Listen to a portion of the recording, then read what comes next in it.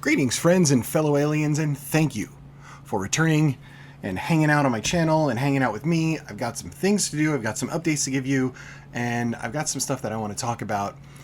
I know I say this like with every video now, because I haven't been uploading a lot lately. I've been really busy on all sorts of stuff that's like kind of important and deadline driven, so that's been taking up a lot of my time. Also, I have redone this channel, so you notice a different thumbnail. My channel header is different. I don't know if you can see it right now, but I'm pointing there as if you could. Graphics are different and all that kind of stuff. I feel like I needed a little bit of a refresh to come back to you feeling like I have something to say and something worth listening to. There are a couple things I want to cover. First of all, I just want to give you an update on some stuff that I have going on because I haven't been around a lot lately and just thought we could kind of catch up. Secondly, I wanted to talk a little bit about AI art. This is a controversial topic right now, and I am totally here for it because I feel like the discussions are very worthy of being discussed. Lastly, I wanted to talk a little bit about insecurity, right? Maybe some of that imposter syndrome, insecurity stuff, because I'm tired of it. So I want to get in on that. So here's what I'm going to do. I'm going to play a little intro for you. Let me know if you like it. I hope so. I hope you like the new look and the whole thing, going for a whole kind of like modernist art sort of vibe. And we'll be back around here in a couple seconds and we'll get talking. Here we go.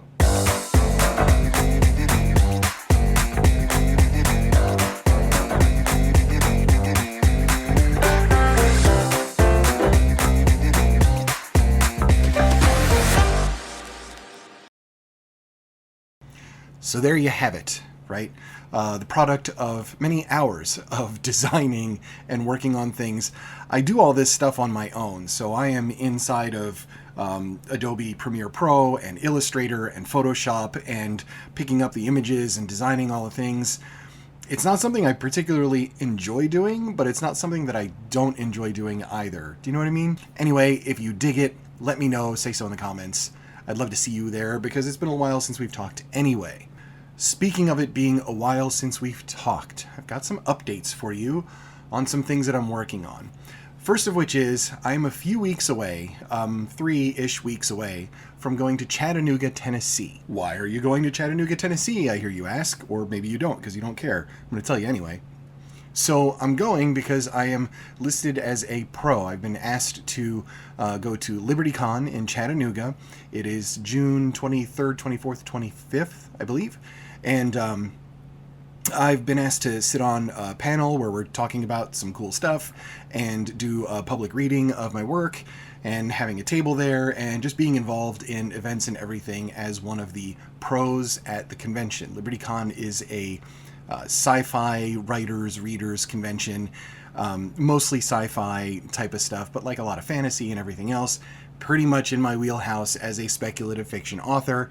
I'm really excited. I'm really honored. I'm trying to maximize this, make the most of this as just an opportunity to kind of further the writing mojo, right? And get all the good vibes going. Speaking of, so you saw in the thumbnail, I got these created. Boom. That's not what it's for. It's a bookmark, right? But this is a little hint at the cover for the sequel to The Caretaker. So that book is going to be called The Steward. It is part 2, and that's what it looks like. Are you mad? An important question, no doubt. The other side of the bookmark has stuff about The Caretaker on there with a little QR code and some of the cool reviews that you nice people have shoved along my way and some contact info and whatnot. So I'm really excited. I've got a lot of these and I'm going to be handing them out and stuff like that, as well as having some of the books available for people. You've got to, because I'm going to be trying to sell some of these at the con. And I still have a couple of these left too, which are booklets. It's just the first chapter. I created these last year to, hand out to people and stuff like that might be interested. And I'm going to try and get those off my hands because I don't need them anymore. Now all this is super fun, but getting ready for it has been really tricky. It's been taking a lot of time and a lot of effort and energy just to try and get everything straight, get my words straight, try and figure out what I'm going to read when I'm there and all those kinds of things. And at the same time, I just finished my second book.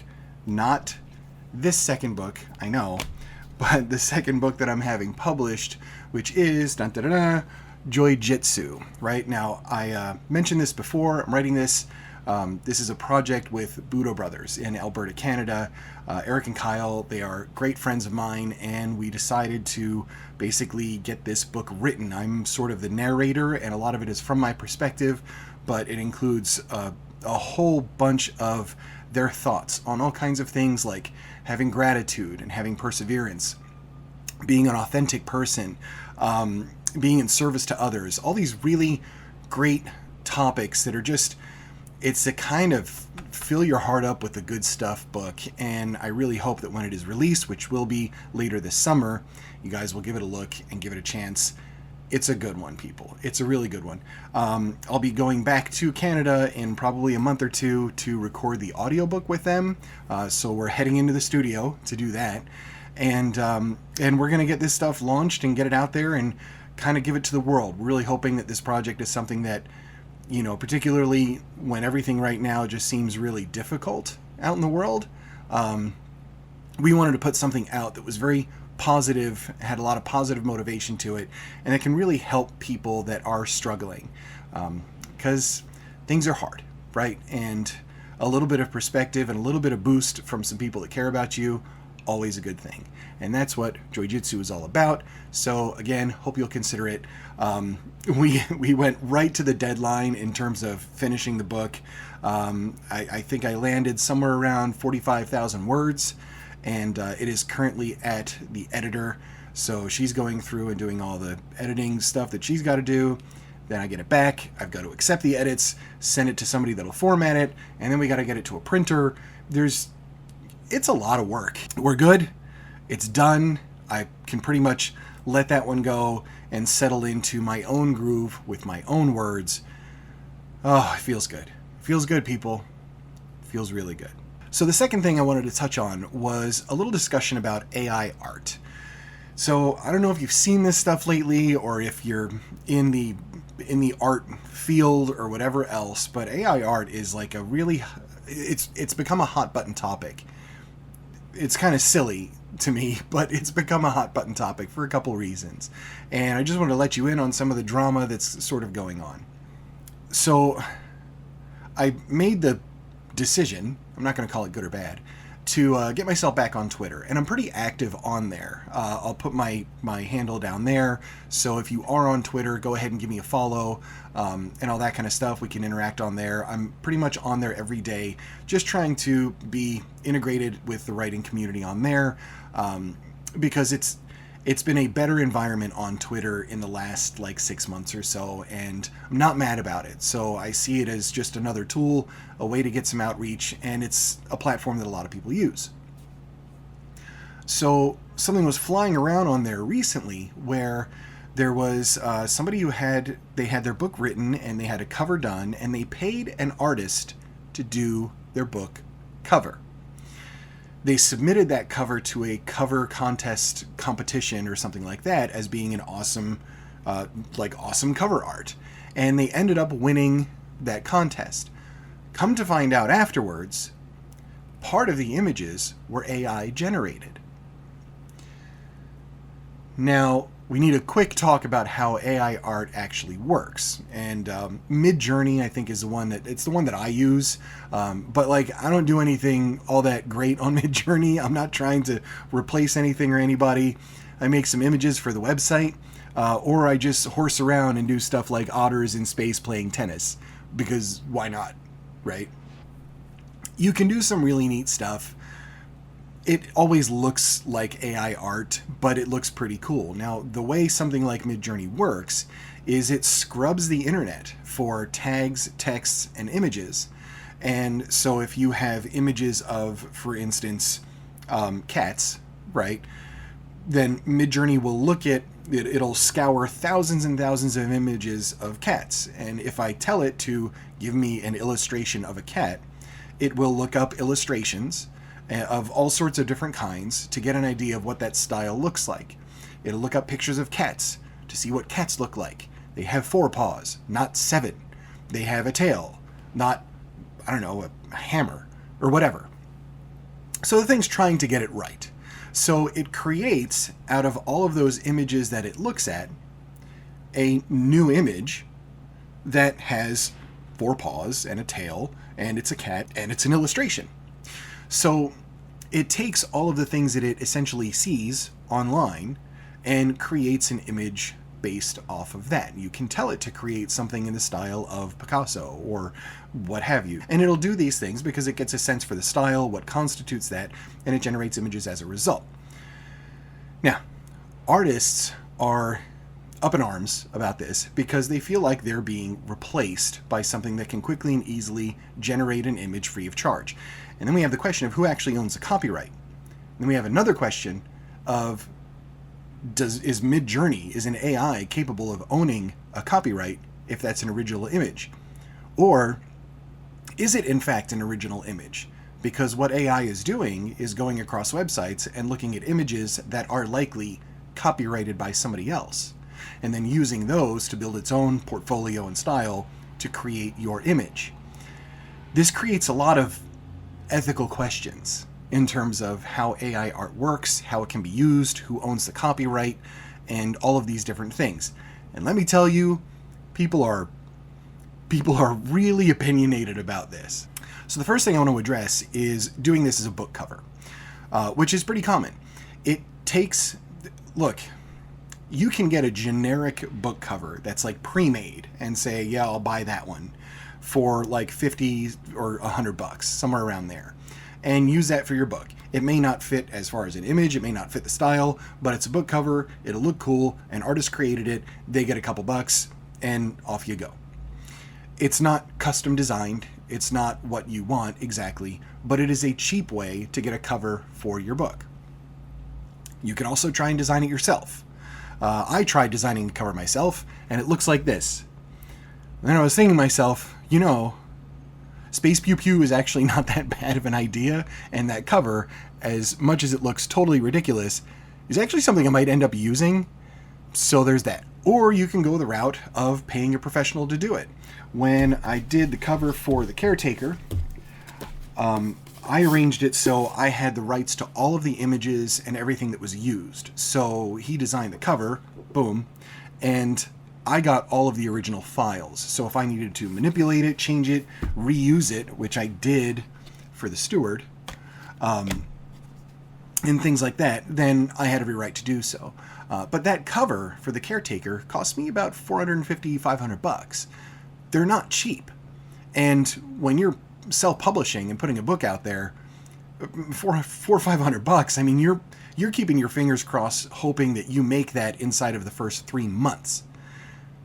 It's hard to succeed as a self-published author. So where does all of this leave us?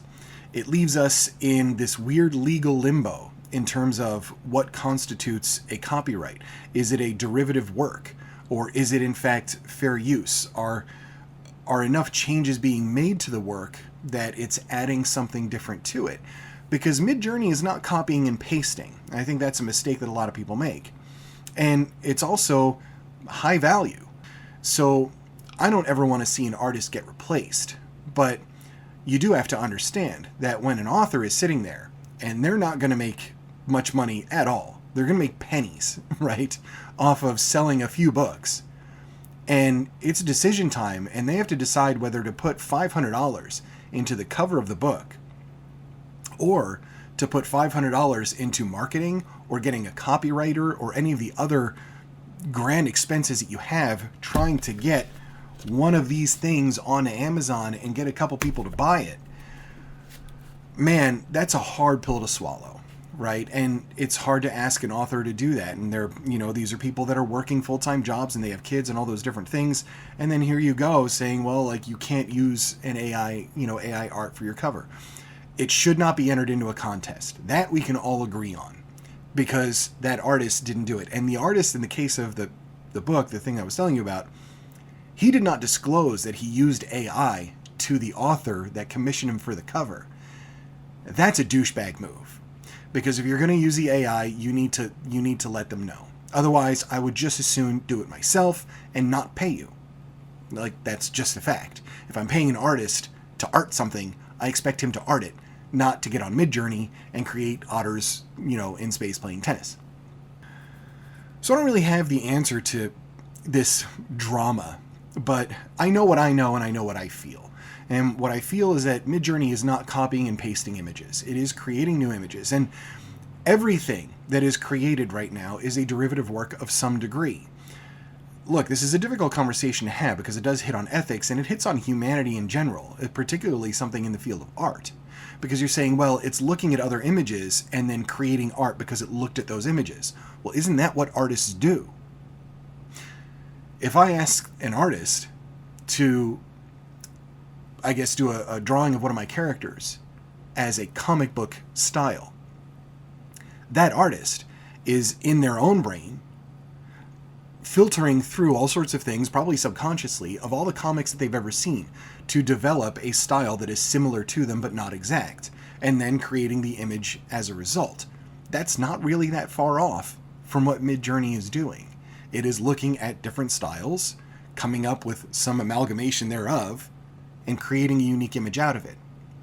So we are all producing products of the things that we have seen and experienced. And that's why this conversation about AI art is so interesting. If you're in this at all, or if you're an author or an artist in particular, I know there's some of you out there, I'd love to hear your comment about this. I'm just really curious about this and I want to explore it. I think it's worth a conversation without the hyperventilizing, right? Without the hyperventilation of it. Because there are a lot of people that are out there saying, I will never support an author who uses AI art on their book cover. I don't know about you, but for me, I would rather judge the author on the 80,000 words they poured their heart and soul out on than their decision to use AI art for a cover because they wanted to save $400 and feed their family when everything is more expensive right now. Like, I'm not going to knock an author down for making that decision. Like, you know what? Good on you. Let's see what your words are like. That's what's more important. Now, the trick for authors is to hold the same energy when it comes to AI written words and books and things like that. And I definitely have opinions on those, but I'm not going to issue those right now. Right now, I wanted to switch into the last thing I wanted to talk about, which was some insecurity and some imposter syndrome, because I have some things to say.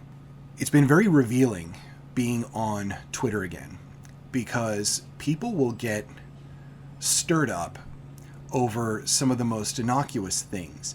And I kind of lose sight of where I am in my own journey in terms of being an INFJ and being into MBTI and all those kinds of things, personality theory and psychology. I don't by any means feel like I've, hit some kind of elevated state of consciousness about accepting my INFJ-ness, right? I'm not there. I'm the same person that I've always been. What I have right now is a slightly different perspective on some things. And that different perspective is just from stepping back and working really, really hard to look at circumstances from a more logical point of view instead of overreacting emotionally to them. Not an easy thing to do for emotional people and feelers. Recently, I was having a terrible discussion with a couple people on Twitter, and the subject of using something called a beta reader came up. Beta readers, and you know you're out there if you're my beta readers, and I absolutely love you. Beta readers are people that help an author. They'll read the book before the book is edited and published, just to make sure everything's on point, there's no continuity errors, get a feel for it. They provide amazing feedback. It really helps shape the book. So we were talking about this, and I had mentioned that this is how I use beta readers, this is why I use beta readers, so on and so forth. And I was accused of denigrating authors who choose not to use them. Really. So it's really silly, but it was very revealing, because I had listed the logical points of using a beta reader, right? And there's no downside as an author to having somebody look at your work and provide feedback, provide honest feedback. And the person I was in a discussion with said, well, one of the downsides to this is that you're going to want to please everybody, so you're just going to keep revising your book depending on what beta readers say. My response to that is that is a you problem. That's not a beta reader problem, and it doesn't diminish their value in any way. And apparently that was denigrating, right? That's offensive. When I highlight that you have an issue being critiqued. And that issue being critiqued should not affect the value of beta readers in general. And there was just an emotional response in return to that.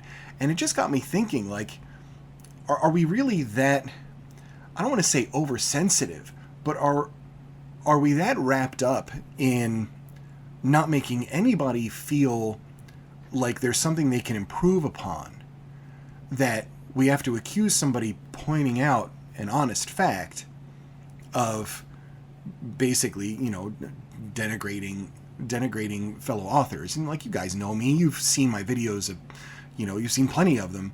I'm here to help people, right? That's what makes me feel good, especially fellow authors. So when I say this is how I use beta readers and all those different things, like, I'm being honest about it. This is how I use them, and I want other people to consider using them. They're a great tool. They have no downside. Like, it's all good. And I don't know, it just hit me in this weird way that we do need to let go and understand a little bit that there are certain things that we can improve upon. Being able to accept criticism and put it in its proper place, its proper box, and to say, okay, this is designed to help me. I may not like the way it was delivered, or maybe the way it was delivered was fine, but it's designed to help me. And I need to understand that and look at it through that lens and either accept that or ignore it and move on. I think people have a hard time with criticism. I don't know, I just wanted to start this conversation, and so I was curious as to what you think. Do you have a hard time with criticism? Are you the type that's able to sit down and say, okay, this is the feedback that I got, maybe I need to make a change, or maybe I need to make an adjustment? And it could be, it doesn't have to be writing, it could be in anything, any artistic pursuit, or just you as a human being. We all say that there's things that we could be better at. That's not anything new. So if somebody points out that there's something that you can be better at, well, why is that exactly a poor thing? Mind you, this wasn't unsolicited advice either. This was a discussion about beta readers where I pointed out, if you have an issue, you know, one of the ways to use a beta reader effectively is to ask them for the feedback and take that feedback as honest critique. And if you take it as honest critique, it allows you to say, okay, for instance, if I send a couple chapters to 5 different people, and 4 of them come back and they say, you know, it was kind of boring, and one said, no, it was all right. Well, that's something I'm going to consider making a change on for those chapters. If I send a couple chapters out to people and 4 of them say, holy cow, this blew my mind, and one of them was like, it's all right, well, I'm not going to make any changes because I'm just aggregating the feedback. Do you understand? I'm not concerned about making the one person that wasn't happy about it. I'm not trying to please everybody. You can't do that. What I'm trying to do is aggregate that feedback and say, okay, am I on the right track? I think this is something we can do in our own lives, in terms of artistic pursuits for sure, and everything else. So curious to know your thoughts on that. I know it's kind of like an abstract sort of concept, but I'd like to know, are you a person that takes critique easily? Are you afraid to even ask for critique because you're afraid of what's going to happen or your reaction to it? Are you able to dial back and turn down that little emotion knob to say, okay, let me really listen to what is being said and then see if I can absorb that critique and put it in its appropriate place without knocking myself down? It's not an easy thing to do. I've gotten much better at it, and I'm still working on it, but it's definitely not an easy thing to do. Well, folks, listen, that wraps up this video. I'm talking a lot. I'm really glad to see you back here. Please say hi in the comments and stuff like that. Hit the bell, subscribe, and all those different things, this stuff that we do. I really hope you like the new look of the place and the graphics and all that kind of stuff. And I'm going to be giving you some more updates more frequently over the next couple weeks. I'd like to share a bit about what's going on, getting ready for LibertyCon, and I'm definitely going to be doing some vlogging while I am out in Tennessee. So look for that very soon. And until then, take care of yourself, much love, and I will see you soon.